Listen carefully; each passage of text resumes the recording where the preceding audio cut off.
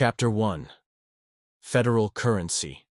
As Kiko walked back and forth in the lobby brandishing his AR-15, Ralph jumped the counter, putting his gun to the teller's head. "You better not try any funny shit," he said as she opened the register to get the money out. It's a four-man job, so the other two guys, JC and Troy, were already in the back with the manager trying to get in the vault. The manager was hesitating to open the vault like he couldn't get in it. That's when cops pulled up in front of the building. Kiko yelled, "Motherfucking police outside," as they got out and behind their cars as if it was a hostage situation. Troy grabbed the manager, blurting out, "You should have just given us the money." Then he shot him in the head. When Troy did that, everyone started freaking out. People in the lobby started screaming and crying. "Shut the fuck up," Kiko yelled. The SWAT team had just pulled up, and about 10 fully armed officers got out of the back of the truck. As SWAT took their positions, Ralph asked Troy angrily, "Why did you shoot the man?" Troy replied, "Ain't no bitching up now, homeboy." As he ducked behind the counter along with Ralph and JC, Kiko was still in the lobby area lying behind the receptionist's desk, aiming his gun at everyone that was on the floor of the lobby. It was supposed to be a 1-minute job. But, as Kiko lay behind a desk, he looked at the clock, and 20 minutes had passed from the time they entered. "Look at the clock, man. We've been here too long, bro. I told y'all motherfuckers this shit wouldn't work," Kiko yelled. At that moment, one of the patrons in the lobby screamed, "Freeze! I'm a federal officer." Now everyone has a choice to make: do they kill a federal officer or put their guns down and take the charges they already have? That's when Troy shot one round over the bank counter as the Fed cop took cover behind a pole column in the bank. When he got behind the pole, it put him in line with Kiko. Everything was moving in slow motion as they pointed their guns at each other. Just at that moment, Troy shot the Fed cop while he was pointing at Kiko. He went down from a hit in the shoulder, so he rolled across the floor as the bullet hit. After Troy shoots the cop, Ralph goes into a deep trance, daydreaming about how he got to the situation at hand. Chapter 2. Home plate 6 months earlier. Ralph was playing the Xbox One with his son Junior, while his wife Jennifer and daughter Carrie cooked dinner for everyone, being it was family night. Ralph was a freshly promoted assistant CEO of a rapidly growing Fortune 500 business. He stayed away from home a lot due to his job. So when he had time off, he spent it with his family. So when Junior got tired of getting beat in Madden football, he decided to try his dad in Call of Duty, which is an army fighter game. While he was getting the game from the case, Ralph spoke. "Junior boy, you smell that?" The smell drew the boys to the kitchen to see what was on the menu. The ladies were preparing fried chicken, collard greens, macaroni, rice, yams, and homemade biscuits. Carrie was in charge of making the biscuits since she was only 8. Dinner was about 15 minutes before everything would be done, so the boys headed back to the living room to get on the game until it was time to eat. Ralph's cell phone started ringing, but he left it on the kitchen table when he went to check the food out. So when Jennifer picked up his phone to take it to him, she could see it was his boss calling. She immediately replied, "It's your boss. I guess you gotta go. Here's your phone." As he answered the phone, his boss sounded a little worried. He told Ralph he needed him to come handle some business at the office for him, and he needed him to fly to Miami over the weekend to do a seminar at a fundraiser for wounded veterans. This was Ralph's first day off in 3 weeks, so he was upset when he hung up the phone. But he had to go. It wasn't long before dinner was ready, so he ate his food, then went upstairs to wash and get dressed for work. Carrie and Jer were upset, because they hadn't seen their dad in 3 weeks up until that point, and he was about to get on the road again.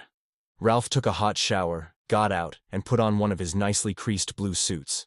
He needed his red and blue tie to put on, but he couldn't find it. He yelled downstairs, "Baby, you saw my tie?" "No." So he went back to look for it. He eventually found it, but it wasn't hanging up. It was in his shirt drawer. Since he was going to be gone for a few days, he packed his suitcase as well. When he came down the stairs, Junior was back on the game and his wife was on the phone with her mother. Carrie was washing the dishes as her dad walked up, hugged her, and gave her a kiss on the cheek. He walked in the living room, shook his son's hand, told him he loved him, and he would see him in a few days. As Ralph walked back toward the kitchen and back door, Jennifer got off the phone to give him a kiss and hug goodbye. She didn't like him having to leave either, but she was very understanding, knowing how hard Ralph worked to get in the position he had. So she hugged him, saying, Be safe. Ralph walked out the door and headed to his car as his phone rang again. His boss wanted to know if was he on the way, because he wanted to introduce him to some guys that had plans to invest in the company. So he jumped in his yellow Ferrari and skidded off down the street. Once he reached the office, he pulled in his normal parking space and parked. He jumped out and went into the building. His office was on the 4th floor, so he had to take the elevator up. Ralph was in the business of selling microchip parts for RJW Associates to numerous telephone company factories. As he walked to the elevator, he pushed the up button and continued to wait for the elevator to come down from the 8th floor. The woman ratio was 2-to-1 for every man there. That was the only thing Jennifer, his wife, didn't like about where he worked. He was around so many women all day. So as the elevator door was opened up, out came one of the legal advisors for the company named Kim. She said, "I was just looking for you. We need to go back upstairs because they're waiting on us at the meeting." So they step into the elevator. Ralph pushes the button for the 8th floor because he had to get some documents out of his office. He told Kim to brief him about what's going on so he would be on top of his game with the investors. These guys are trying to buy 50% of the business, and RJW wants you to look at all the numbers and make sure it's beneficial to the company as a whole. "I think they're going to bring their own crew too," Kim said. The elevator door opened and Ralph hurried to his office to get receipts, bills, tax documents, and proof of profit margins. Kim held the elevator door while he rushed inside, grabbed his stuff, and came right back. As he passed her to get back on the inside, she smelled the aroma of cologne and soap on him. She said, "Damn boy, you smell good." Ralph smiled while responding back, "Thank you." Chapter 3. New Faces. They went down to the 6th floor, where RJW CEO Jim Rollin was waiting on them. As they walked in, Mr. Rollin introduced Ralph to Mr. Hightower and Ms. Valentino of the Buzz Distribution Associates. These guys were billionaires and had heavy connections. They greeted him with smiles and handshakes but immediately sat down to discuss business. Now Ralph works for a multi-million-dollar company, but he didn't have that type of money. He was living pretty extravagantly off of a $100,000 a year job. He was on top of the financial status of the company, and Mr. Rollin trusted him to get the job done. As Mr. Hightower spoke of what his associates bring to the table, Kim took notes and listened. Meanwhile, back at Ralph's house, Jennifer was taking a hot shower and getting ready for bed. When she got out, she dried off, put on her night clothes, and walked downstairs to check on Junior because he was so quiet. He fell asleep on the sofa playing the game, so she told him to get up and go to bed as well. When she walked to Carrie's room, she was already asleep in bed, so she went to tuck her in the quilt and give a goodnight kiss. Finally, she made it to her bed to get some relaxation, so she texted Ralph, "I love you," and she was going to bed as she dozed off to sleep. Back at the office, things were going as planned. Even though Mr. Rollin was selling 50% of the company, with all the contacts the investors had along with profit margins rising above their current state, it seemed like a win-win situation. So after the conference was over, Mr. Rollin stood up and said, "We look forward to doing business together, and I will call you on Monday to come sign the paperwork." They agreed, packed their stuff up, and exited the room along with Mr. Rollin. As Ralph packed up his material, Kim asked, "Would you like to go get a drink before you go home? I have to go to Miami this weekend, so I'm not going back home just yet, but we can have a drink before I go to the airport." Kim suggested, a nice bar around the corner from the job, so they got the Ferrari and headed to the bar. When they arrived, they pulled in the front for valet parking, and the parking attendant got the car. They went inside, found a nice table available, and ordered their drinks. Ralph ordered a glass of Domaine Leroy Musigay Cru red wine, and Kim had tequila on the rocks. So as they drank and talked, she asked Ralph, how was he feeling about the new company buying half of RJW Associates? "It seems like a good move, and I'm excited to start working with the new company. It's going to be new ventures, more money, less work, because it was more hands-in. So how could we go wrong?" he asked. Kim agreed before speaking. "Did Mr. Rollin mention anything in his emails about new staffing coming in? Because I was doing research on the Buzz Distribution Company for a few weeks, and they have a record of cleaning out and starting over with their own employees, from the top to the bottom. So I was just wondering, was there anything floating in the air about it?" Ralph replied that he hadn't heard anything yet on that subject. As far as he knew, everything was staying the same. Then his phone rang as he sipped from his wine glass. It was Kiko, Ralph's friend from back in his Michigan University days. While Ralph was getting his bachelor in business, Kiko was studying human biology and communication. He was from South Carolina, but when he graduated he moved to Chicago and landed a job at Walter Bank, which was in downtown Chicago. He asked Ralph what was his plans for the weekend because he had some tickets to the Chicago Bulls game, front row seats. Ralph explained he had to go to Miami to the fundraiser, and he would have to take a rain check on the game. Kim, being nosy and tequila started kicking in, said, "Oh, you can't go to the game, but I can. Tell your friend I want to go." While she was laughing and pushing him on the shoulder, Ralph told Kiko what she said and he responded, "Shit, I'd rather take her anyway than take your ugly ass." They both broke out laughing. He gave Kim the phone, and she gave Kiko her number to call the next day of the game when he was ready. So Ralph got the phone back and they continued to talk. He was telling Kiko about his promotion and some of the future plans of the RJW and Associates company. Kiko was happy for him because he felt like he had worked hard and paid his dues to get to that position. He told Ralph he would talk to him later when he got back from Miami. Immediately after hanging up the phone, Kim asked, "What time is your flight?" He looked at his watch and said, "Oh shit, I'm running late." So he called the waiter over and paid the bill for the drinks. As they were going to the car, he said, "I'm not late, but I am pushing it close, especially having to be a little early to the airport. But I'm good, and buckle your seatbelt." Ralph revved the motor up, and you could hear the pipes popping in the back. That hybrid V12 engine sounded really good as he rolled off. He had a state-of-the-art sound system in it, so all he had to do was push a button and speak to it.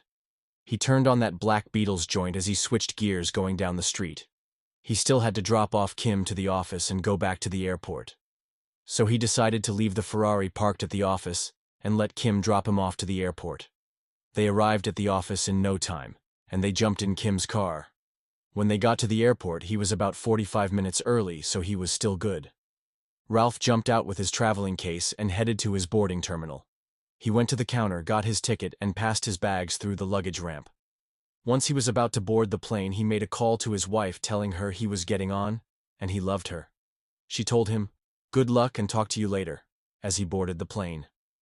The flight was smooth, and he landed at Miami International Airport in about 3 hours. The weather was a great deal different, he notes, as he got off the plane. People were dressed in shirt sleeves and dresses in the late fall, where in Chicago they had to bundle up. So Ralph went to get his luggage and rented a car to drive while he was there. The drinks he had before he left and the ones on the plane had started wearing him down, and he needed to find a room to get some rest. Once he got the car, he found a room at the Mandarin Oriental in downtown Miami. When he checked in, he got a business suite, so he could handle some things while he was there. Ralph went in the room, turned on the TV, turned off the lights, and went to bed after a long night. The next morning he was awakened by the smell of fried bacon and cheese eggs that room service brought up. He ate, took a shower, and called Mr. Rollin to see the exact address of the fundraiser, so he wouldn't have a problem getting there. Once he hung up the phone with him, he called his wife to check on them and all was well. Chapter 4. Bad Blood. Meanwhile, back in Chicago, Kiko was at his grandmother's house visiting, and his cousin Troy was over there. He was the exact opposite of Kiko. He sold a little weed here and there, but he mostly went out and did stick-ups for his money. He always stayed in trouble, and Kiko stayed giving his grandmother money to bail Troy out of jail. While Kiko was in the kitchen getting something to drink, Troy said to him, "Cuz, your boy needs a loan for about $5,000, and I'll hit you back in a few weeks." Kiko looked at him like, "Are you crazy? How do I know I'ma get my money back? You're here one day and gone the next." He continued by saying, "And cousin, I really don't feel like getting in drama with you about my money," Troy said. "I put that on everything. I got you, cuz." Now he was debating hard about lending the money, so he said, "I will think about it, man. I don't just have 5,000 to throw away like that." "All right, whatever, man," he mumbled under his breath as he walked out of the room. He passed Grandma coming down the hallway back toward the kitchen. He told her he would see her later as he exited the house. When she got into the kitchen, she told Kiko, "You better not give that boy any money. You already know he's not going to do anything but blow every dime, or get locked up doing something crazy, and before I see my family arguing over money, I'd rather you not give it to him. I found a bag of cocaine in his clothes last week when I was washing some pants for him. That boy needs help, Kiko. So you just leave that alone, baby." Kiko was speechless, because she had basically said what he was thinking, and that was nobody wanted to deal with Troy on that type of loan. Just that moment his phone rung, and it was Kim asking what time should she be ready to go to the game later. He told her to be ready by 6 p.m. because the game was at 7. Their conversation was quick because Kim had a beep on the other line. Kiko left his grandmother's house and went to the mall to get an outfit, so he would look sharp for a lady he had never seen.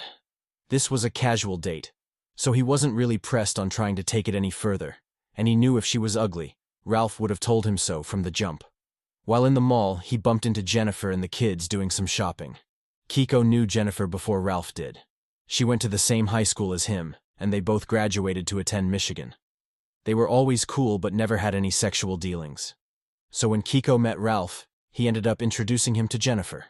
They dated for about 2 years, got married, and had 2 kids.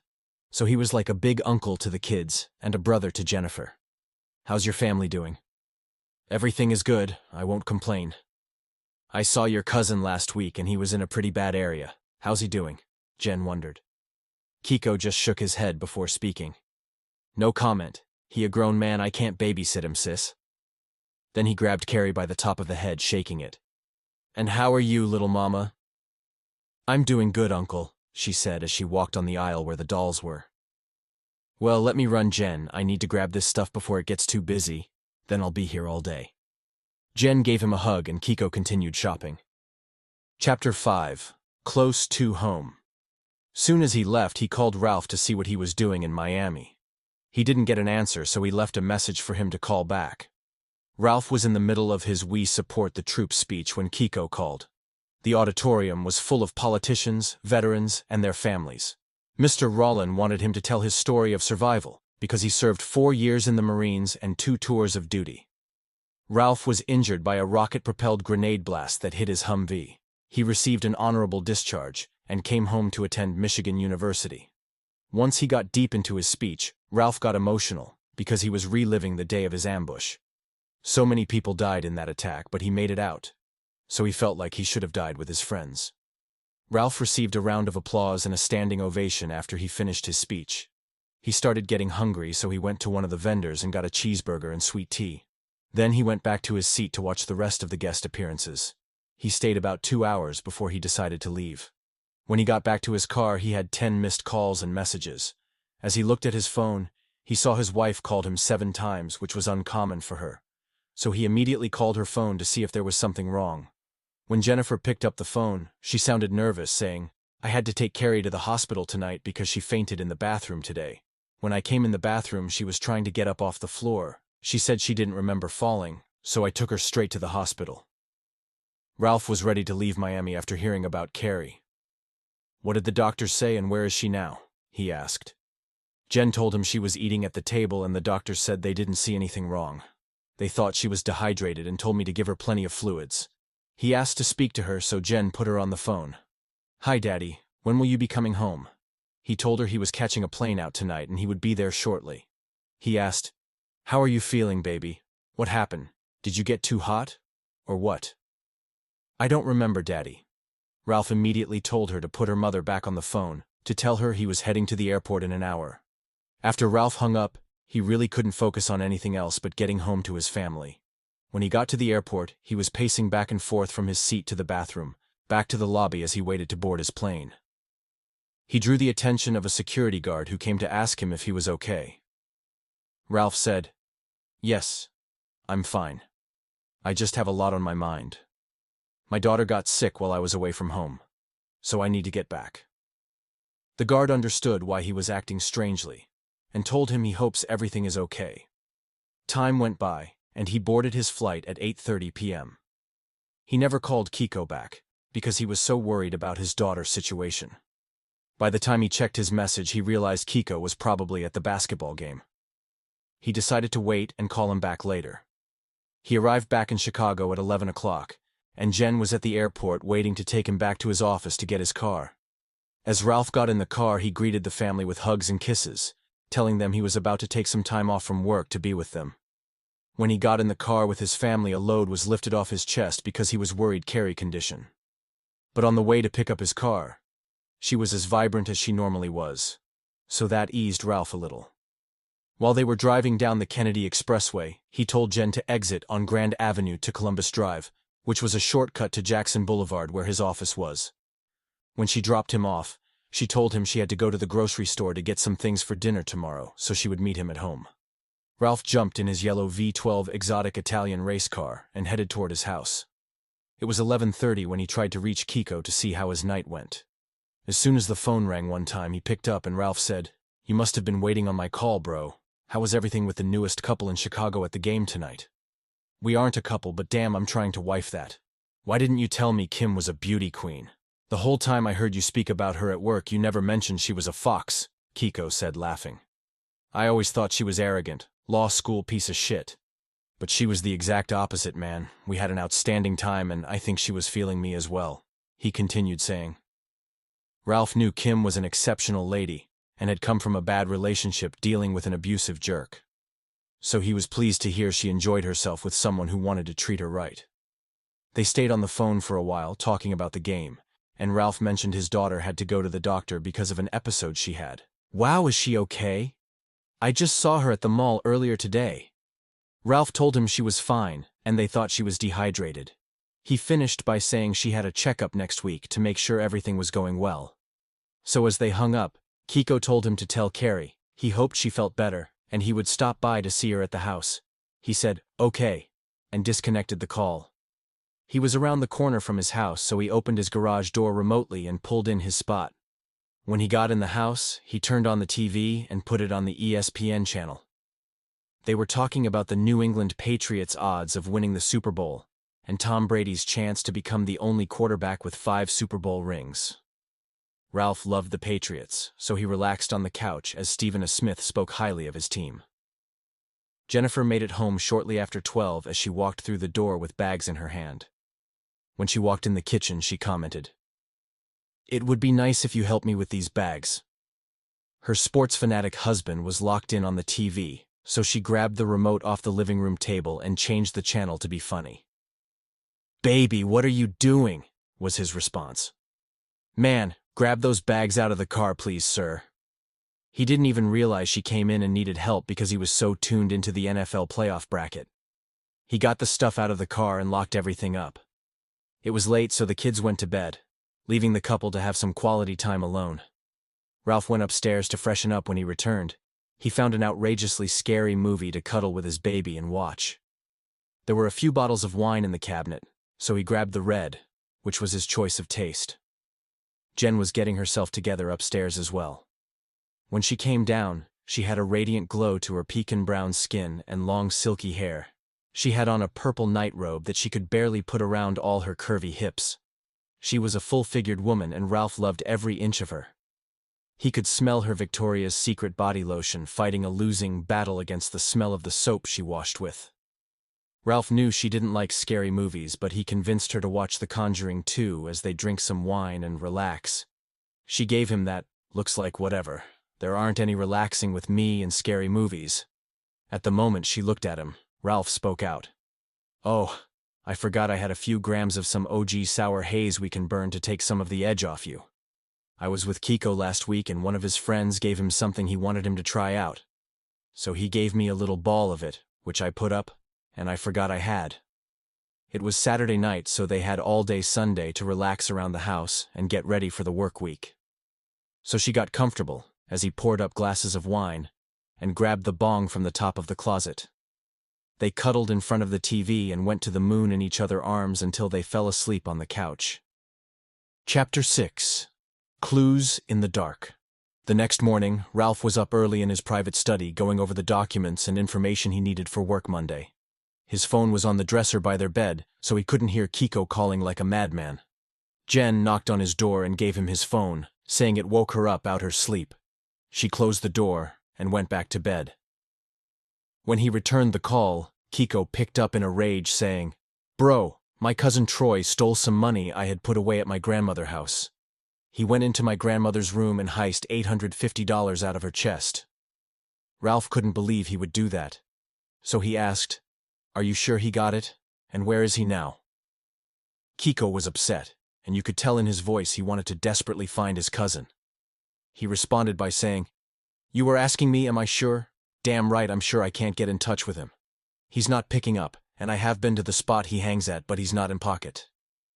Before Ralph could say anything, he kept on by saying, "That stealing motherfucker asked me for some money yesterday, and I didn't give it to him, so I guess he went back and got it anyway." Ralph told him to calm down, and he would come pick him up when he got finished doing his work. "Okay," he responded. Then he hung up.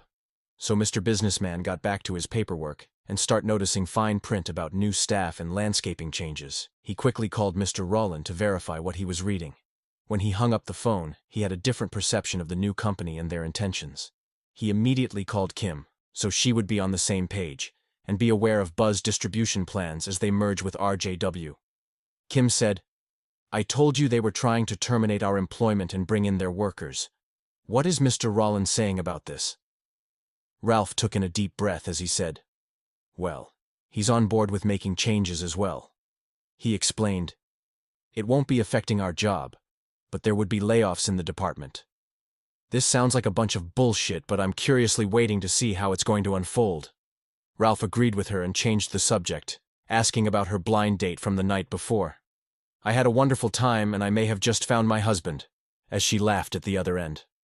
"We were sitting right behind the Bulls bench. We were so close we could practically hear the coach discussing plays and formations. I knew those guys were tall, but in person they're a lot taller.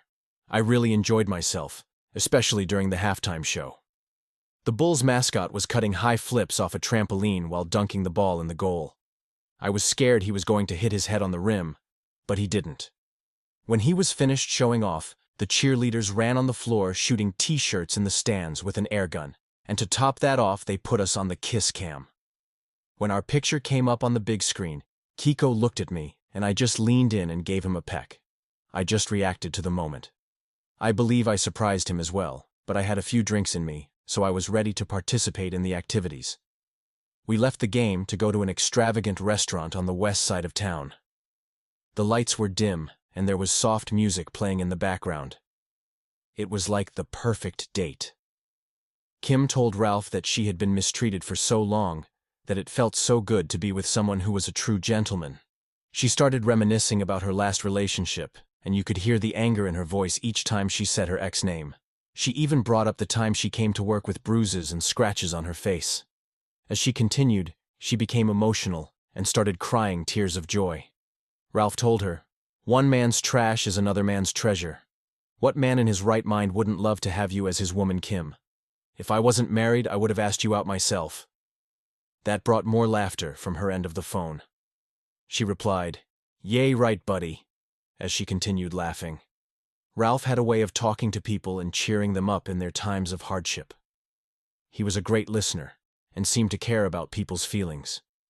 He was like the friend everyone called to go to with their problems and not be judged. When they were finished talking, he gathered his documents and put them in his suitcase as he turned off the light and left the room.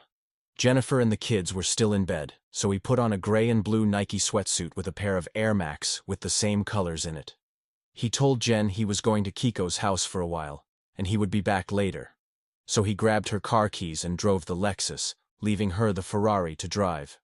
As he lifted the garage door to exit, the bright rays of sunlight came through and he drove off. When he arrived at Kiko's crib, there was a crowd of what looked to be his family members around the front yard. There was so much commotion as he got out the car, no one paid any attention as he walked in the front door. When he got in the house, Kiko was in his bedroom talking to Troy's mother. She was trying to plead to him not to hurt her son, saying she would pay the money back when she got her check. Kiko wasn't pressed on harming him. He was just disappointed in his actions. He always knew Troy was a piece of work, but he never thought he would resort to stealing from him. He assured his mother he wouldn't take any physical actions on her son, but he better not try him in that way again. As he walked in the front where Ralph was, they greeted, shook hands, and went outside to get in the car, walking past his aunts and cousins who were there in Troy's defense. Kiko said, "You see how these crazy motherfuckers are acting? He can't do wrong in their eyes. I'm glad his mom got some common sense because they would make the situation worse with their ignorance." Chapter 7. Now I know. Ralph backed out the yard and they rode off, as Kiko looked at them with disgust, out of the passenger window. They rode around town for a minute but decided to go to the shooting range just to fire off a few rounds and relieve some stress. They didn't have their own firearms, so they had to rent one from the range. As they were at the front display desk, they were choosing the guns they wanted to shoot. Ralph got the Beretta M9, but Kiko wanted to try out the new AR-15 that was just released a few months before. So they got some targets, a few boxes of bullets, their ear guards, and headed to the back. They ran through the ammunition they had in about 20 minutes. When they were done, Ralph called the instructor over to ask about getting his weapon concealed license. The instructor gave them all the info they needed and finished by telling them what day class was being held on. Once they were done, the guns had to be taken back to the front, so they rolled up their target poster and left. Ralph wanted to go to the Japanese restaurant because, after all that gunpowder dust and recoil pressure, he was hungry, like he smoked 3 joints of weed. When they got there and got in line, Kiko received a call from Troy. He told Ralph to order his food for him, while he took an important phone call. At the same time, he takes the phone from his head, looks in his direction, whispering and pointing at the phone. It's Troy. So when he walked outside, he answered the phone, and Troy angrily asked him what's going on. Why am I hearing you're looking for me? Yay, I got the money out the dresser and what? Kiko was amazed that he was coming at him like that. Cousin, you got the wrong information because I never said I was looking for you. Granted, I hate that you did what you did, but life goes on. I know not to leave any money laid around from now on. Troy couldn't accept the fact that Kiko was going out his way acting like it didn't bother him. So he responded by saying, "Oh, you talking nice guy talk now, huh? But you was a boss when Ralph came over there." When he said that, he hit a nerve in Kiko that made him go off. "Listen, you stealing piece of shit, you keep that bread to buy you some coke to go up your nose, and I'ma keep doing what I'm doing. If I was looking for you, I know where to find your bum ass at." Troy got what he wanted, and that was to take Kiko out of his composure. They were like night and day. Troy was a corner ornament, which means he hang in the streets for nothing. He never had money, and soon as he gets it, he finds the dope man to get his fix. On the other hand, his cousin has never been on the streets, worked hard for his money, and was a pretty fair person all the way around. He was laid back, humble, but he wouldn't take someone trying to insult his intelligence lightly. He came at Kiko sighing, "Boy, I will ride down on you now. Where you at?" That's when Ralph walked out the restaurant with the food in hand saying, "Let's roll." He didn't know that about the conversation his boy just had with his cousin, so when they got in the car, Kiko told him what was going on. As he explained what had just taken place, the Lexus turned out of the parking lot, headed back to all the commotion. "You know you can come over to the house for a while if you don't feel like being around the nonsense." "I might come over later, plus I told Carrie I would, so tell Jen to hook that dinner up." Ralph said, "That's something I don't have to tell her. She can cook in her sleep, you will see for yourself. She hadn't lost a step. She's always showing me how to cook fancy dishes. See, your boy may need some help, but not Jen. But on a serious note, don't follow your cousin up with his foolishness. You know they say, misery loves company, so don't give him the luxury of knowing he under your skin. Hard as it may be, just think about something else." As Kiko listened, he responded, "Yeah, like that doll baby I got my hands on from your office. I feel you, bro, because it's too many great things going on in the world to worry about someone who wants nothing for themselves." By this time, they made the short trip back to the house, and everyone had left. So Ralph pulled in front by the mailbox, dapped him up with a handshake, and headed back toward home. As Ralph approached his house, he did the normal routine, which was hit the garage button down the street, pull straight in, and close it down behind him. When he stepped through the door, Jen was sitting in the front room, when she asked him if he wanted to go out to eat tonight. He said, "Maybe tomorrow, baby. Kiko coming over later and I told him you would hook something up." "You told him what? How you know I wanted to cook a big meal tonight?" Ralph just smiled as he caressed her by the crease of her perfectly round ass. "Don't be smiling at me. You lucky it's Kiko because I was making your ass take me out tonight." Ralph held her closer and gripped her tighter as he kissed her, saying, "Thank you, baby. I owe you one." So after he let her go, she went to the kitchen and put on her lucky apron and asked, How may I help you, dear? She tried to hold it in, but she couldn't fight the urge to laugh. He asked her, "Where are the kids?" She told him, "They're at my girlfriend's house because I wanted to go out on the town today." As they conversed, Ralph received a call from an unknown number. Chapter 8. Picking up the pieces.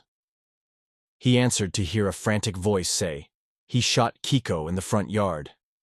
It was his grandmother, and she continued, "I heard the shots, and I didn't think anything of it. But when I went to the front door, I saw him laid in the yard." "Did he get hurt bad? Is he still alive?" is what a worried Ralph asked. She told him he was alive and talking when the ambulance carried him away. She finished by saying, "I need a ride to the hospital, son. I have to be there for my baby." Ralph said, "I will be there in 5 minutes, Mrs. Sanchez. I'm on the way." He hung up the phone and told Jennifer he had to go to the hospital because Kiko was shot. She immediately looked at him with a surprised gaze, covering her mouth with her hand. "What happened? Who the hell shot him?" Ralph told her about drama Kiko was going through with his family, and it probably was Troy who did it. She was in shock, because he wasn't on the streets, or even that type of dude to be looking for trouble. Ralph grabbed his keys off the countertop, rushed in the garage to his bumblebee of a car. As he backed out the yard, he switched gears like he was racing for pink slips. He wasn't worried about getting a ticket because he kept accelerating until he reached Mrs. Sanchez's house. She was waiting at the door when he pulled in the front yard. He opened his door to get out the car, but she spoke out. "Let's go, honey. No need to get out." As she got in the Ferrari, she commented, "I always wanted to ride in one of these, just not on these bad circumstances." Ralph just smirked, because he was thinking about Kiko, and he knew his grandmother was just trying not to worry too much by changing the subject. As he rolled off, he switched the gears fluidly from first to second, and Mrs. Sanchez was sucked back in the seat from the acceleration of horsepower in the V12 engine. While they drove, he reached 75 and maintained that speed for a few minutes. "Is that all she got, son? We should have been there already," Miss Sanchez asked. Ralph looked at her like, "Are you serious?" and switched into fifth gear, as the wheels caught more power and traction. They were doing 100 miles per hour, and it wasn't even phasing the old lady. When the pair arrived at Northwestern Memorial Hospital, they quickly went to the front desk and asked where to find Kiko at. The nurse told them he was in surgery, and they could get more information from the doctor. So she opened the electronic doors, allowing them in the back, and they found the nurse station. She told them he was okay, and the bullet went through the top of his shoulder, not hitting any vital parts, so the doctor was cleaning the wound and stitching him up. When she said that, a sign of relief flushed through the body of Mrs. Sanchez. "Can we go back to see him?" asked Ralph. "Soon as the doctors finish, you can go in. He shouldn't be much longer," the nurse replied. As they waited, Ralph looked at his watch. "Oh, how could I forget?" He grabbed his phone out his pocket and dialed up Kim. He let the phone ring about 9 times and no one picked up. Mrs. Sanchez wanted to know, what did he forget? He explained, "It's a young lady your grandson is dating." "Oh, I thought you were talking about something," she replied. It wasn't long before the doc came out of the room. "You must be Kiko's mother?" "No, I'm his grandmother, but I raised him like his mother." "Well, you can go in now. I gave him something for the pain at the moment, but I will bring your prescription to the room in a few minutes." So they entered the room, and Ralph's phone started vibrating. It was Kim returning his call. He answered quietly. "We're at the hospital with Kiko. He was shot earlier. He's okay though. The doctor said it went straight through his shoulder. We just walked in his room so I can put him on the phone real quick." His grandmother rushed to his bedside with hugs and kisses. "Baby, you all right?" "Yes, ma'am. Soon as this pain medicine wear off, I know I will be sore though." As he was handed the phone to talk to Kim, she said, "Hello, what happened? Are you okay?" Kiko told her he would be home shortly and he would be okay once she doctored on him. "Well, I see you still have your sense of humor, so are you going to be there at the hospital much longer because I can come pick you up?" Kiko said, "I shouldn't be here much longer. The doc going to get my prescription, and I'm released." He told her to come on to the hospital because he should be ready by the time she got there. When he got off the phone, his grandmother said, "I'm riding back with you. So I hope your little lady is not driving a toy car like Ralph. Everyone laughed as the doctor walked back in the room. I see you're feeling better. You know they say laughter is the best medicine for pain sometimes. He handed Kiko the prescription while telling him how much he would need to take on a daily basis. He said, "You should be fine. And your stitches should dissolve after a week or so. We would like you to come back in 2 weeks for a checkup, just to make sure the healing process is going as expected." He asked Kiko did he have any questions, and he left the room. The whole time an overly joyful grandmother stuck to her grandson's side like a kid on the candy aisle. So Ralph finally asked Kiko, "What happened, bro? Is it what I'm thinking?" Kiko looked as if he didn't want to speak on it in front of his grandmother, so he told him he didn't know what happened, and he would call him soon as he gets back home. "Yeah, I feel ya. Well, I'ma stick around until Kim makes it here. I want to let her know something before I leave," Ralph replied. Even though he didn't say, everyone there figured Troy was at fault. At that moment Ralph's phone rang again. It was Kim calling because she forgot to ask Kiko what room he was in. "I'm glad you called. I needed to speak with you about a text I got from Mr. Rollin on my way to the hospital." "There isn't anything wrong, is it?" He calmed her nerves by saying, "No. Mr. Rollin faxed me a document that he wants you to look over. When I get home, I will send it to your fax." "Okay, what room are you guys in?" Ralph told her 254 as he told Kiko and Grandma Sanchez he was about to leave. By the time he was walking out the door, she was coming in. So everyone basically left at the same time. Ralph made it back home and Jennifer had started cooking, but had a while to go before everything was done. She was cooking baked chicken, greasy rice, lima beans and smoked neck bones, green beans, cornbread, and topped it off with some of her famous sweet tea. As he came inside, he sniffed. "My goodness, that smell alone'll make you marry a woman." "What are you cooking, baby?" he asked. "Well, dang, how's Kiko doing?" is how she responded. "He's going to be fine. He's at home now, and as far as I know, he's still coming by to dinner later." "Well, what happened? Did they make any arrest?" Ralph said. He didn't really talk to Kiko good because his grandmother was there, and he believed it had something to do with his cousin. But he wanted to talk to him before he made any assumptions. So he went upstairs to his study office to fax the paper to Kim, and came back to help Jen finish up dinner. Soon as he walked in the kitchen area, she spoke. "Hold up. The first rule is, go wash your filthy hands, mister. Then you can help me cook the cornbread. Something more your speed." Ralph didn't take that insult well as he responded out. "Oh, we're going to have a cook-off and the kids will be the judges. Boy, please, I will make sure the fire department on standby, because you going to burn some shit down." He went in the kitchen to the cabinet and got a box of Jiffy cornbread mix and sat it on the counter. She looked at him saying, "And." She wasn't cutting Ralph any slack, she just kept going in on him. Then he finally said he would let her handle dinner. "Thank you, that's the best thing you said since you told me Kiko was okay." They had that kind of relationship where they didn't take everything so seriously. They joked around, had fun, and enjoyed life, and even though he knew she would be joking, she wouldn't make him look bad in the presence of anyone. She was a lady in the streets and a freak in the bed, as the saying goes. She had the utmost respect for him, and he never hesitated to make her feel like the beautiful black queen she was. So as Ralph decided to leave the kitchen, he poured a glass of wine and turned to the Stars channel to see if 50 Cent's Show Power was on. That's when Jen asked him if he was ready to be a daddy again. "What, are you pregnant?" he asked as his heart dropped to his stomach. She chuckled and said, "No. But I would like to be." "Are you sure you're ready to go through raising a baby again?" "Yes, I'm ready. I've been thinking about it for a while now." "I know you work a lot, but when have that stopped us from being a family at the end of the day?"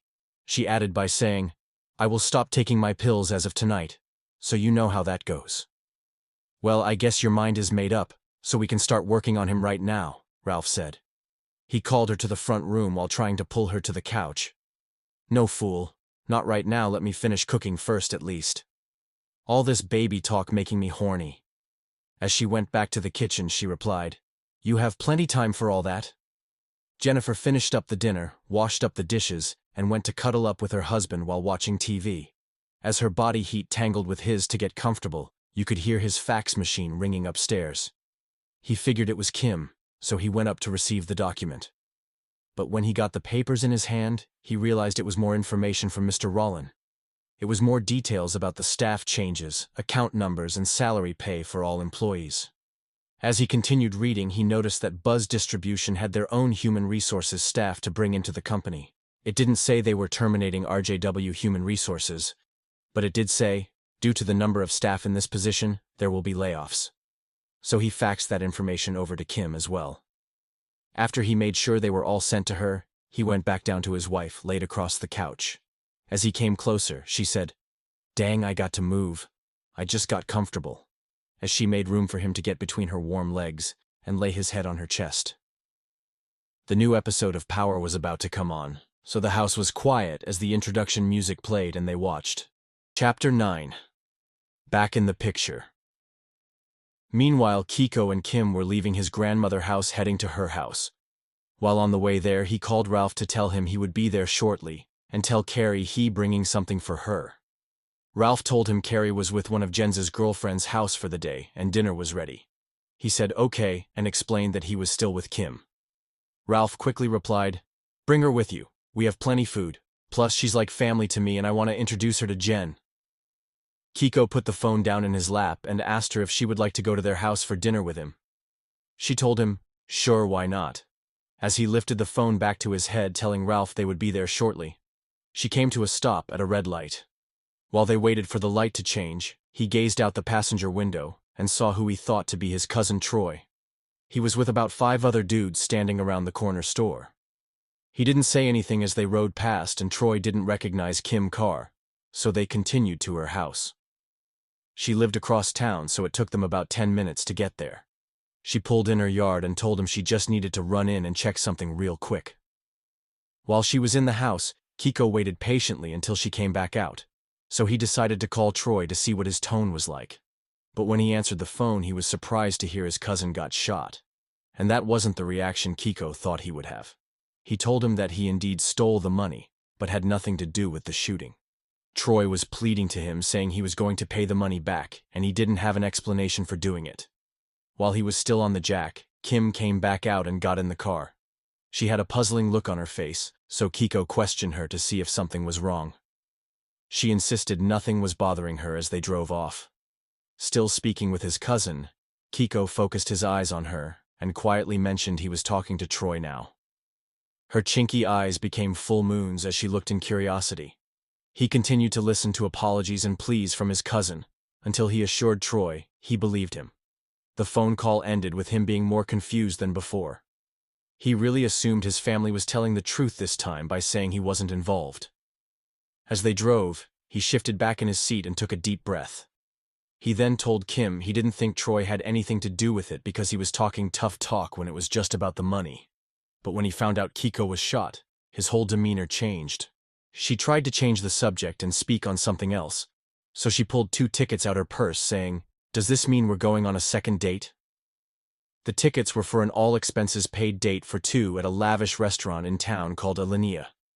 He admitted he never been there before, but heard many good things about it.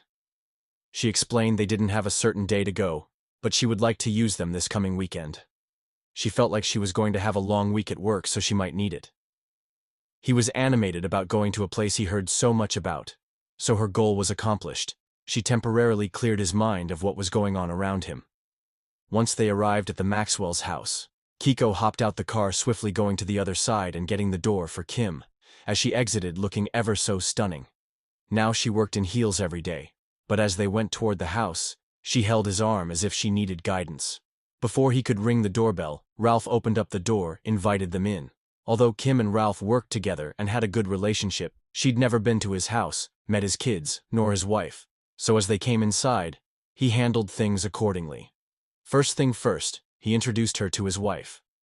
The queen of the castle was a very friendly person, so she made Kim feel right at home with her southern hospitality. Kim told her she wasn't trying to be funny, but she sees why her husband won't give the girls at the job the time of day. You could tell that statement made Jen feel good because she was smiling as Kim spoke. He has a beautiful, full-figured, humble woman at home. What more can a man want, right? Exactly. Kiko, You better treat her right, or I will beat you up personally. Now let's eat, everyone. Finally, I don't know if I could have lasted another minute. I'm starving myself, bro. Plus in need to take these oxycodone pills on a full stomach. While Jen was fixing the plates, she wanted so badly to ask Kiko what happened, but not in front of Kim because she didn't know if he told her yet. She always thought before she spoke. So they ate some of the best Southern cooking in Chicago as the ladies got acquainted. After everyone was stuffed full, the fellows were ready to catch round 2 of the NFL playoffs. The New England Patriots had beaten the Texans Saturday, so everyone was waiting to see the Cowboys and Packers game, which was in 30 minutes. The entire Maxwell household were Patriot fans, but Kiko was a certified cowboy. After a little bit of questioning, they found out Kim loved the Pittsburgh Steelers, so they turned to the pregame show, had a few more glasses of wine, and literally had a debate about who was the best quarterback in the league. Everyone expected the Patriots and Cowboys to play in the Super Bowl, but you can never tell in the playoffs. When Dallas won, Kiko jumped up speaking as if they were the greatest team ever. Ralph explained to him that the Patriots were going to save America. The New England Patriots are going to make America great again, by beating the Cowboys in the Super Bowl. Could you imagine the rest of 2017 listening to Dallas fans talking highly about their team all summer long? When they're winning, the fans multiply like roaches, so the Pats will save the day. As the night was ending, Ralph told Kiko to step outside because he wanted to know what happened. He told him, honestly he didn't know because his cousin didn't do it and he had no problems with anyone. They both stood puzzled as they wondered who it could have been. Ralph asked, well, what really happened, bro? When I got out the car with you, I went to the front porch to smoke a cigarette before I went inside. I was strolling through my phone and decided to walk to the mailbox to see if my grandmother got the mail. On my way back to the porch, someone came from the side of the house and started shooting. I felt the bullet hit and immediately went down. I stayed down while thinking he was going to finish me off as he came in my direction. But he put his gun up and ran down the block. I laid there until I knew he was gone. That's when my grandma came outside screaming for help. So you couldn't recognize nothing about the guy, did he say anything? Nah, bro. I didn't know this cat. It was unexpected and he was bare-faced. He wasn't trying to hide. He was trying to get his man, and the only reason I'm alive is that he thought I was dead. As Ralph gazed into the night sky, he told Kiko they would hear something eventually, and he needed to get some rest because he had a big day at work tomorrow. They went back inside, and everyone said their farewells for the night. Chapter 10. He's back. Kim had to drop Kiko off home, so she had to get petrol before she headed that way. She went inside to pay as he pumped premium into her foreign chariot. He noticed a car parked across the street had followed them to the gas station and seemed to be watching them. The 2014 Acura coupe windows were tinted so he couldn't see who was driving. When Kim came out, he got back in the car and they headed to Mrs. Sanchez's house. As they drove toward the intersection, Kiko looked over his left shoulder to see if they were still being tailed. Kim asked, "Are you expecting anyone?" "I think we were being followed for the last few miles," he said. Just as he brought it to her attention, the car turned off on a side street and went another direction. When they made it to his destination, he got out and looked in every crack to see if the Acura was still following them. Everything appeared normal, so she departed. When he stepped through the door, Troy was sitting in the living room looking like the Grim Reaper himself. As he sat on the old oak chair that was probably older than him, he clutched his .357 Sig Series Glock. Even though Troy was an accident waiting to happen, he knew a lot of people, so he was determined to find out who tried to kill his cousin. "I'm about to shake some bushes, cuz we're family and family stick together." Kiko never had a chance to respond because his ready-for-justice cousin stood up and quietly left the house. He knew by the look in Troy's eyes that he was serious about what he was saying. So before he could make it out the yard, Kiko advised him not to get himself in any trouble. He gaped backward and kept walking as if he never heard a word his wounded family member said. He disappeared into the dark as the door closed and porch light turned off. Chapter 11. Back to business. The next morning it was a big day at the RJW Associates building because of the merger with Buzz Distribution. Ralph arrived at work about an hour early so he could go over the information he had with his constituents. He called an emergency meeting for all employees already clocked in. He was letting the masses know that RJW was merging with another company and there would be some changes in the near future. Quiet chatter broke out among the employees. As he continued to talk, Mr. Rollin and Kim joined in. "Sorry, we're late. I was going over the last figures with Kim." "No problem. I was just going over some of the policy changes and future plans of the company. I'm in no way saying that any of you will lose your job, but it's up to the executives at the end of the day. So it's only right that I tell you the situation the company is in," said Mr. Rollin. "So are we getting raises?" asked Ralph. "There are expected to be bonuses and incentives for all future employees, but I will know more at our next meeting at 4 o'clock. If there aren't any questions, you're free to leave." The vibe was good as everyone departed for their workstations. RJW staff was a close-knitted crew, and everyone was like family. They had their ups and downs, but it always worked out at the end. It was 10:30, and a convoy of black Lincoln Town cars pulled to the entrance of the building. It was Mr. Hightower and his alluring partner, Gloria Valentino. You would have thought they were presidential figures the way security eagle-eyed the area. As the pair came through the automatic doors in front, the receptionist buzzed Ralph on line 4, telling him they had arrived. He met them in the lobby as they waited for the elevator to descend. As a radiant and eager Ralph exited the elevator, he greeted them with open arms. On the way back up, he started by saying, "We have breakfast and coffee in the break room, whenever you would like a bite to eat." "Wow, a businessman and a gentleman, impressive. What other surprises do you have for us, Mr. Maxwell?" As the enticing woman eyeballed Ralph, he sensed she had other plans for him. When the crowded elevator opened, she stepped out first, altering her hips back and forth, as she led the way to the conference room. She had on the sweetest-smelling fragrance a man could want to breathe. The trio made it to the office, went in and closed the door, leaving a high-paid Secret Service-looking security detail outside in the hallway. After about 2 hours, the door opened, and the chatter that could be heard sounded as if everything went well for both parties. Ralph had to walk to his office in search of the advertising plans to show the new supervisors. As he got to his office, he started checking in his desk to make he wasn't leaving anything behind. He grabbed one last folder off the bottom of his bookshelf. As his body came back up in a full stance, Gloria was standing in his office. She looked like Nicki Minaj but 3 shades darker, with silky hair like an Arabian princess. "Did I startle you?"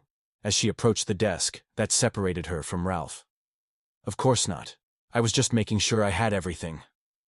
She gazed into his eyes as if she had hypnotic power, reaching for the folder he had in his hand. She looked through it quickly and handed it back. As she beetled the desk, whispering, "That was business back there, but this is pleasure in front of you." He walked as if he was leaving the office, and stopped right before he turned the door handle. He walked back toward her, and she figured he was captured prey. As they got within breathing range, he told her he was married, and as much as he would like to, he couldn't cheat on his wife. She grabbed his partially erect beam as he walked away. It took everything he had to avoid the temptation from his new boss. Once back in the conference room, he allowed Mr. Hightower to view the advertising plans. As the wealthy businessman glanced over the materials, his counterpart said that she thought it would be a great idea, and to go ahead start printing. Mr. Hightower agreed, so Ralph called his assistant to make the run for the bulk advertising packages. Meanwhile, Kim was giving Gloria Valentino a tour of the building. "So how long have you been working for RJW?" "5 years, Kim responded as the ravishing pair entered the lobby. Still, in the conference room, Mr. Rollin and Mr. Hightower agreed that the company new name would be Blue Falcon. They immediately started removing all the RJW signs from the property as they waited for the new materials to get there. Everything was going accordingly when Mr. Hightower mentioned he and Gloria were expected at the Buzz distribution facility for another Cooperate meeting. As the CEOs made their way to the lobby, they regrouped with the ladies while they waited for security to arrive with their vehicles. "I look forward to doing business in the future," is how Mr. Hightower responded as he shook hands with his new partner. He and Gloria left the building, and the convoy rode off as quick as they came. Back on the other side of town, Troy was getting any information he could get about who shot his family. He decided to call his cousin to see how he was feeling. When the sore Kiko answered the phone, he told Troy about the car following him the night before. He described it as a new model, red Acura. He insisted he would keep his eyes and ears open to the streets. When they got off the phone, the revenge-filled maniac called one of his childhood friends, JC, to help him with this mission. Now, this dude JC used to be in the streets heavy. He was to Southside Chicago what Escobar was to America. He was from New Orleans, but he moved to Chicago when he was 16 with his daddy. As he became a young man, he traveled back and forth to see his mother a few times a month. So he stayed intact with all his friends in the Ninth Ward throughout his journeys. On his birthday, he would have a big party and invite all his Southern partners up. He had a lot of respect in the Chi and back home in New Orleans. On one particular trip, he made to visit his mom on her birthday. He met a Mexican kid from El Paso, who was in with a Mexican drug cartel. That was the beginning of a new life for JC. He made so much money from New Orleans to Chicago, he started investing in real estate. The same buildings and land he purchased were the same areas the gangs were calling their turf, so he was plugged in with everyone. He made so much coke money he eventually got out the game and purchased a few more hotels. He had got completely out the game and had been flying a straight line for a couple years when Troy called him about Kiko being shot. He did hear about the incident, but no names were floating on who did it. Troy replied, "I gotta get this bastard, bro, and I don't even know who I'm looking for. My cuz was telling me a red Acura tailed him last night, but he didn't know if it had anything to do with his situation." "You say it was a red Acura? Was it a newer model one?" "Yeah, it was an up-to-date car. I know this cat that be hanging with one of my cousins that drives a red Acura," JC explained to Troy. He anxiously asked, "How can find my man?" JC told him to meet him at a bar for drinks, and they would ride by the dude house when they were done. "I'm not saying this is the guy you're looking for, but we going to definitely look into it. That's why I called you, bro. I knew I could count on you. What time will you be at the bar?" "Be there about 8:30, that way I can do a little running around before I get there." Troy said, "Cool," as they disconnected. Back at the Maxwell's house, Jennifer was waiting on her kids to get home from school. So she decided to do some cleaning up around the house as she waited. JR made it in first, which was odd because Carrie's normally the first one home. It was report card day, and by the look on his face, the hard work paid off. He immediately handed it to his mother as he came through the house. She opened it and started reading. A, B, A. "I guess you know what that mean," JR said. Jen had promised to buy him 5 new Xbox games and a pair of shoes if he made the honor roll this semester. She was happy to see him focused on school and good grades, especially after the rough ride they had the year before. JR got caught smoking cigarettes in the bathroom by the principal and was on the verge of being expelled from school. Luckily, he shaped up at the nick of time, and they allowed him back in school. As Jen finished reading, she suggested them going to get some hot donuts from Krispy Kreme when Carrie gets in. JR yelled, "Yay," as he did a Tiger Woods fist pump. Just as he ran up the stairs to put his books up, Jen's phone begins to ring. It was the school calling about Carrie. She lost consciousness on the bus on the way home and had to be rushed to the hospital. The worried and concerned mother frantically ran to her car, heading to the ER. She called her husband on the way, telling him about their daughter's situation. He explained he would meet her at the hospital as he rushed out his office. Ralph worked a few miles from the hospital, so he made it there before Jen did. When he got to the room, Carrie was speaking with the doctor about a headache she had all day at school. Her dad quickly embraced her as he came through the door. He asked the doctor what was wrong because this was the second time this has happened. The doctor suggested they run some blood work and test before she was able to leave. It wasn't long before Jen rushed through the door. The worried mother questioned the doc likewise as she went to her daughter's bedside. "What's the problem, doc? I need to know something because something is wrong." He explained that they were running tests and they will know more after the results come back. After about 30 minutes, he returned.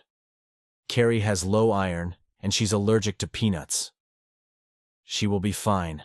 Just stay away from peanut products," he continued.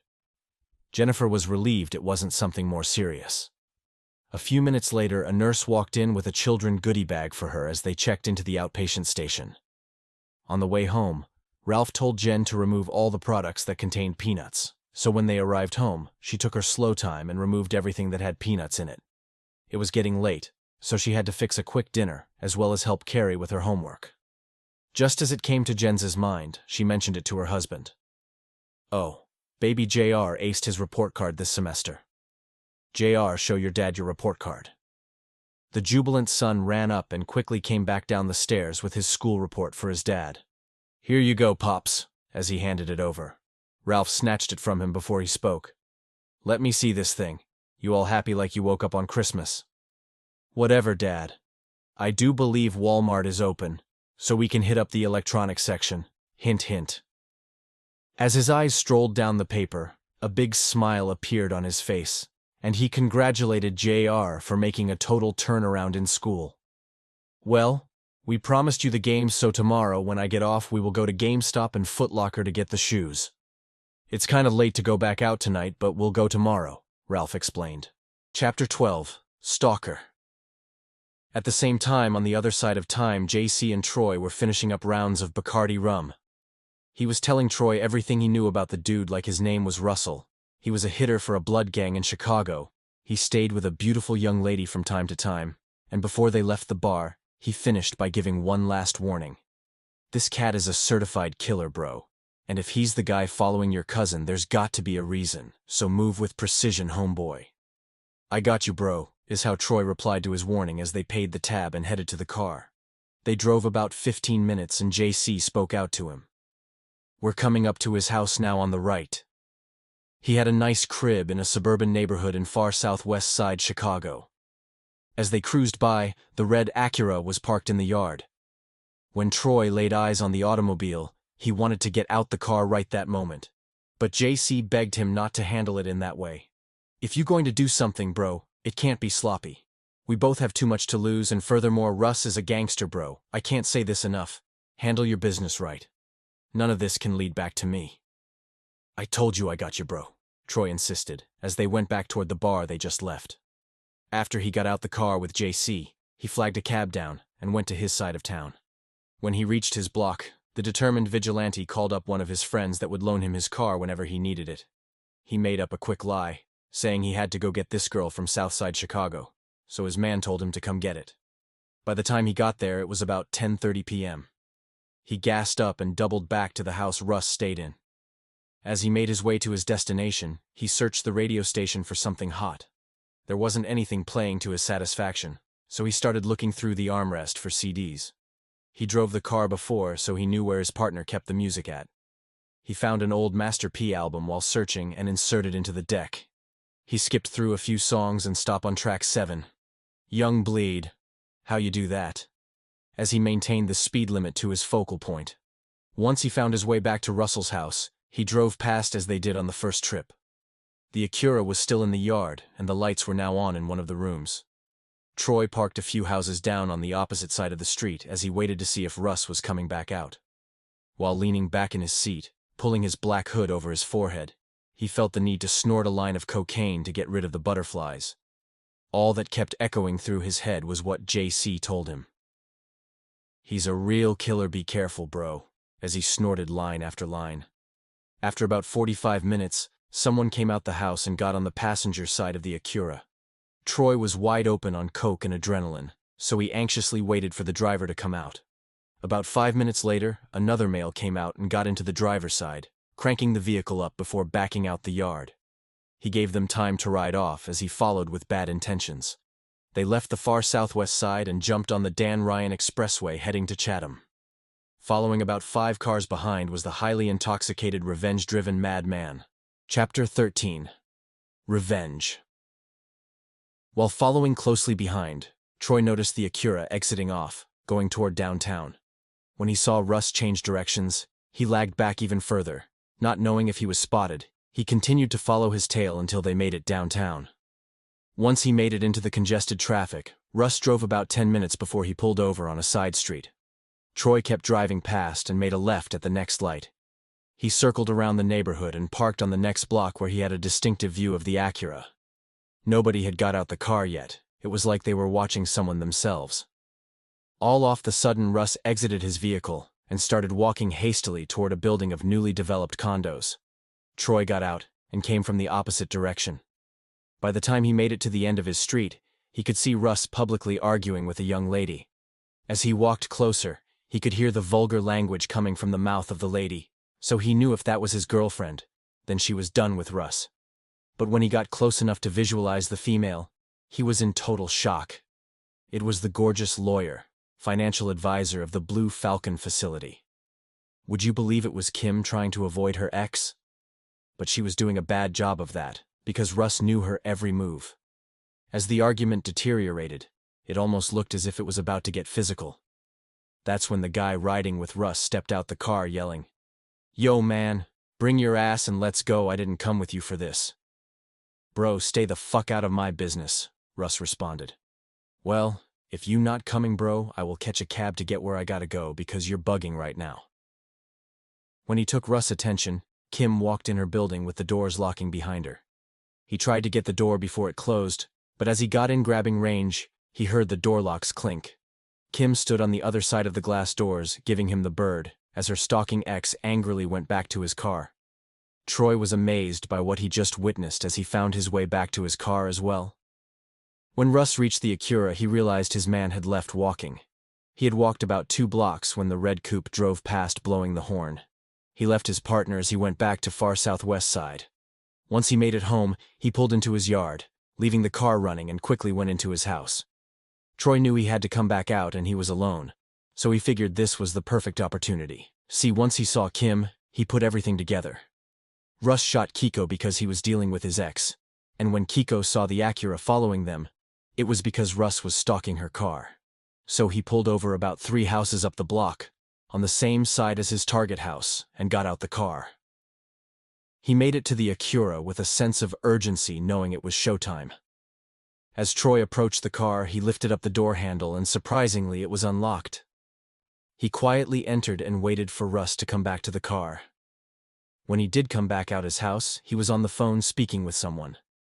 As he opened the driver door and lazily fell back in his seat, he looked eye to eye with Troy 357 Sig Series. "Oh shit. Why the hell are you in my car?" is what a riddled Russ asked, as Troy gripped his gun tighter. "Don't move or try anything funny, because I will put your brains on the roof of this car." "If money is what you want, dog, I got plenty of it," Russ pleaded. "Nah, it's not about the money this time, gangster. You shot the wrong person this time." Russ was still confused because he had shot so many people. "You must have the wrong guy, my men. Let us talk about this like men, bro." "What's there to talk about? Back the car out the yard and drive." He calmly put the car in reverse and backed out his yard with the barrel of that .357 on his baseball cap. When he glanced over at Troy, his eyes were like 50-cent pieces, and he was gritting his teeth. "Look at the street, bro. How can you drive looking at me? See, the dude you shot about that female you was just arguing with is my family." Soon as he made that statement, you could tell by Russ' facial expression he realized what was going on. But he still insisted he had the wrong man. He continued saying, "You can have that bitch, bro, if that's what this is all about, but I didn't shoot your family." He was made to drive to the Archer Heights neighborhood, as JC's words echoed in Troy's head again. "Be careful, he's dangerous. He's a real killer." As he held the firearm low pointed at Russ, all hell broke loose. He grabbed the barrel of the gun and pushed it away from his body, while still holding the firearm. When he made that move, he lost control of the car, leaving it to run off the street and hit a tree. As they wrestled for the gun, Troy squeezed the trigger, causing the firearm to discharge. Russ let it go, and looked as if he was going to try to escape. Soon as he looked back at Troy, he had it pointed at his head and fired. Blood splattered all throughout the inside of the car as he grabbed the keys out the ignition and left running. He quickly went down the alleyway and came out on the other side of the block. The coke and adrenaline-driven Troy made it 3 blocks before he flagged a cab down and headed back to get his friend car he left parked by Russ' house. When he got close to the area, he paid the cab toll and walked the rest of the way. He knew it was a matter of time before word got around about Russ getting killed, and soon as word got around, people will come to break in the house. So he went up to the door, as if he lived there, put the keys in, and went inside. He had to find the money Russ claimed he had and find it fast. He checked the sofas, the refrigerator, under the sinks, pulled up the air vents from the floor, but still no money. Soon as he flipped over the bed mattress, he saw about $30,000 still with the bank wraps on them. He stuffed it down his coat sleeve and continued to search his room. When he opened the closet, sitting in front of him was 15 pounds of weed in a duffel bag. He grabbed it and swiftly left the house, heading back to the car. Once he was on the way back, he called his man saying he would have the car there shortly. He was riding dirty, so he couldn't speed. It took about 30 minutes to reach his homeboy crib. Upon his arrival, he didn't park in the yard, he just pulled in front of the house and blew the horn. When his partner came out, Troy got on the passenger side. Once they drove off, he asked why his car was reaping the smell of marijuana, as Troy reached in the back seat, grabbing a pound and handing it to him at the same time. "This is for you, bro." "Are you serious? Let me find out you robbing cats with my car." Troy chuckled while saying, "My peoples put me on, and I'm looking out for you." He had his friend drop him off at his house in the Garfield Pack neighborhood, so he could stash the weed and put the money up. Once he put everything away, he called Kiko to tell him he had the money he stole a few days before, but he never answered the phone. Troy ended up staying in the crib, trying to figure who he was going to sell the pounds of weed to. Chapter 14. The Accident. A few days had passed and Troy still hadn't conversed with his cousin, so he went to Grandma Sanchez's house in search of him. But when he got over there, she told him Kiko had just left with Kim. Troy gave her $5,000 and said, "This is for Kiko, Grandma. Tell him I will see him later," as he left and went back to the Garfield Park side of town. Meanwhile, Ralph was at the Blue Falcon facility, going over files with Mr. Hightower when he received a call from his wife Jen.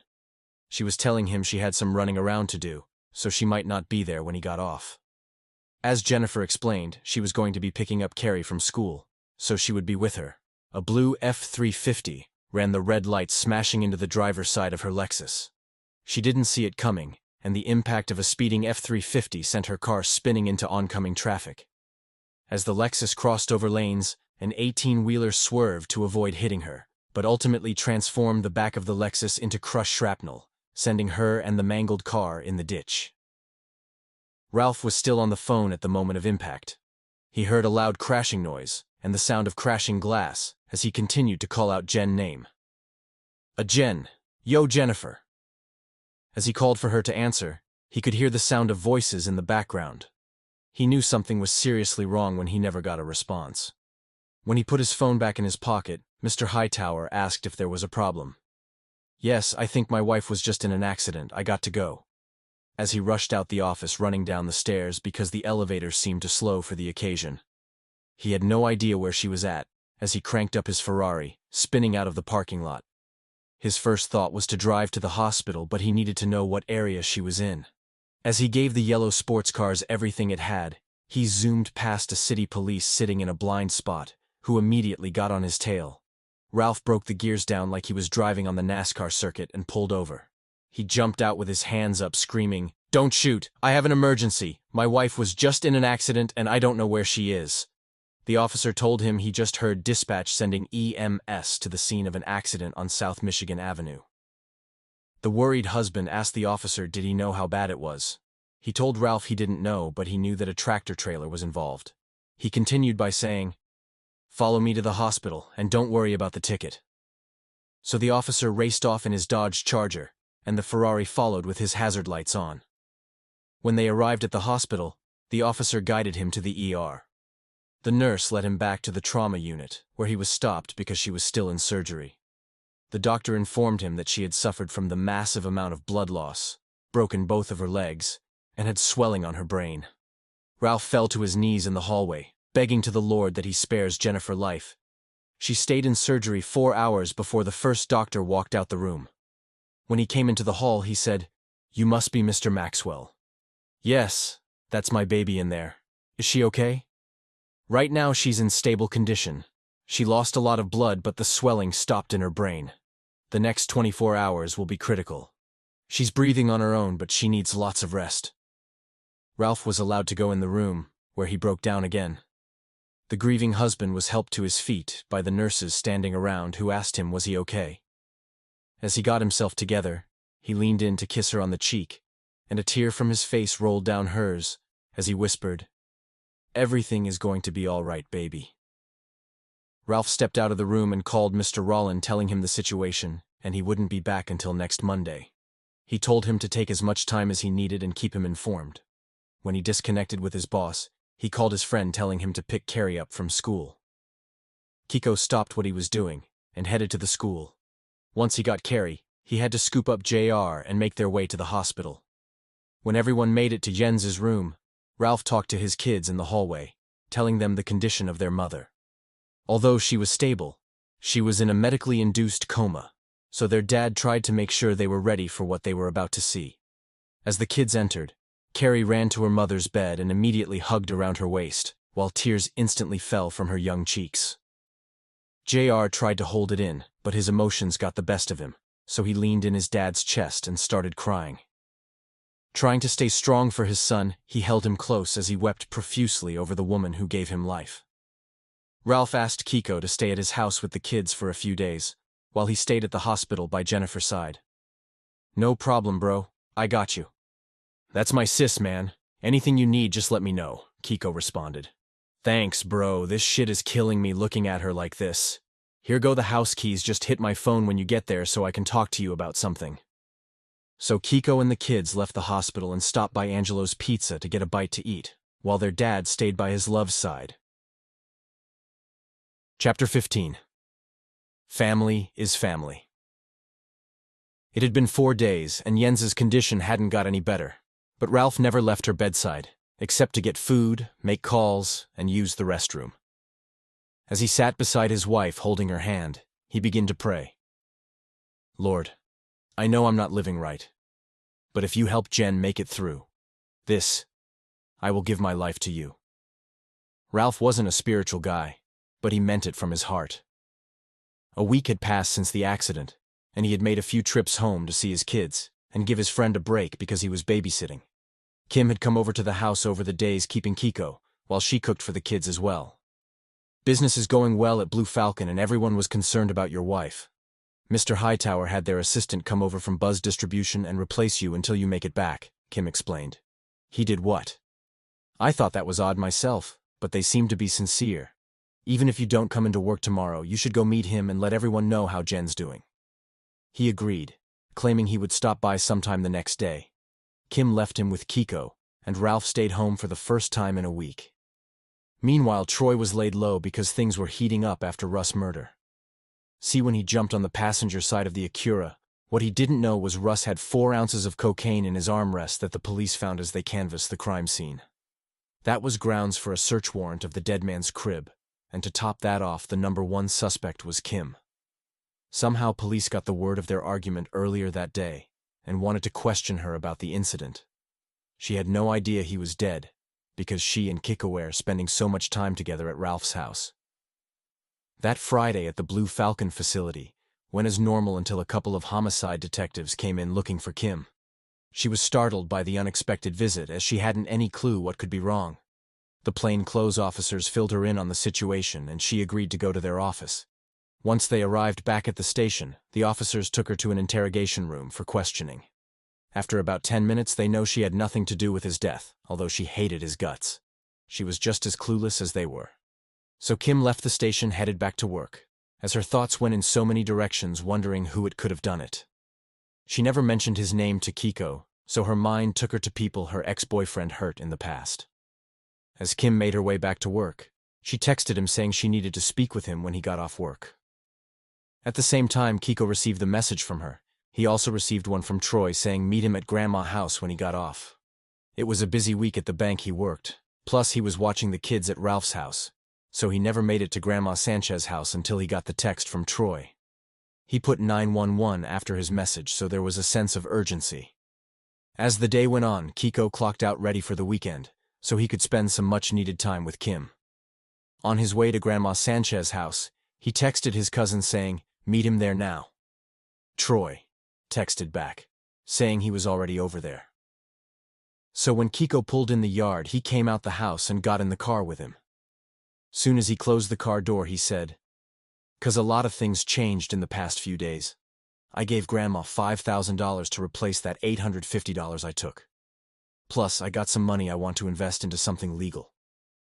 "You say $5,000? "Yes, 5,000. I came up with some money. and the extra is for what I put you through. But what I want to talk about is the Acura that was following you the other night, because it won't be troubling you again. What do you mean, cousin? I mean, I got the rundown on who was driving the Acura, so I followed him. To make a long story short, he was your girl Kim X and I got rid of our problem. You did what? Just don't worry about him anymore, you feel me? Y'all good now, and that's all you really need to know. He violated the family by even coming to Grandma's house with his girl drama anyway, Troy explained as Kiko gazed out of the driver's side window. With a blank look on his face, he spoke. Wow, Kim X. So do you think she knew who it was following us that night? Hell yeah, cousin, I think she knew who shot you as well. But don't mention any of this to her as far as you know. We never had this conversation. Troy continued by asking for a ride to his house in Garfield Park. On the way there, he apologized to Kiko again for stealing the money and said he was going to get a new car later this week, so he might need his car buying expertise to keep him from buying a lemon. His curious cousin looked at him asking, "'Cause, who put you on?"